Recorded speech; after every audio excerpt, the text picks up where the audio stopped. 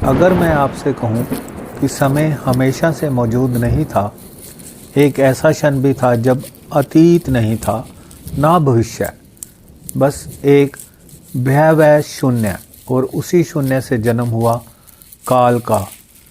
लेकिन काल कोई साधारण शक्ति नहीं थी। ये वही शक्ति है जिसने देवता तक डरते थे। अंधकार में अचानक एक तेज प्रकाश फैलता है, सूक्ष्म ध्वनियां जैसे ब्रह्मांड बन रहा हो। जब ब्रह्मा ने सृष्टि रचनी शुरू की, उन्होंने सबसे पहले क्षण बनाया। क्षण से मुहूर्त निकला और मुहूर्तों की श्रृंखला से जन्मा समय। पर यहाँ छिपा है एक रहस्य। ब्रह्मा ने समय बनाया नहीं, उसे जगाया था, क्योंकि समय पहले से उस शून्य में सो रहा था और जागते ही उसने सब कुछ बदल दिया। एक विशाल काला आकार जिसके चारों ओर राख जैसी हवा घूमती है, समय का सबसे गहरा रूप, महाकाल। कहा जाता है जब पहली बार महाकाल ने अपनी आंखें खोली तो तारे कांप उठे, देवता भी नतमस्तक हो गए, क्योंकि महाकाल सिर्फ समय नहीं, वो समय का भी स्वामी है। देवों की सभा सब बेचैन, अशांत। एक कथा के अनुसार देवताओं ने समय से पूछा, तुम्हारा स्वरूप क्या है?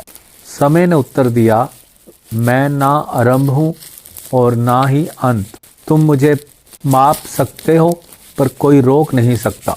देव समझ गए ब्रह्मांड में एक ही शक्ति ऐसी है जो देव, दानव, मानव सबको बराबर कर देती है। वो है काल। घड़ी की टिक टिक तेज होती है, दृश्य उल्टा चलने लगता है। ऐसे समय पीछे लौट रहा है, लेकिन असली रहस्य अभी बाकी है।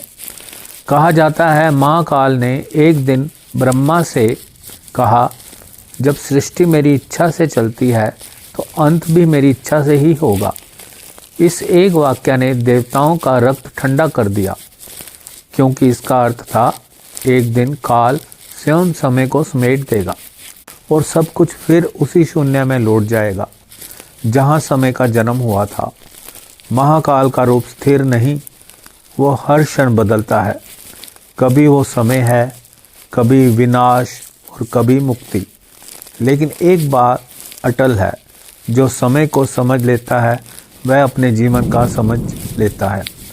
धीमे धीमे प्रकाश कम होता है, एक घड़ी रुकती है और फिर पूरी तरह शून्य। याद रखिए, समय हमेशा हमारे साथ चलता है, पर महाकाल हमारे ऊपर, और जब महाकाल चलेगा तो समय भी रुक जाएगा।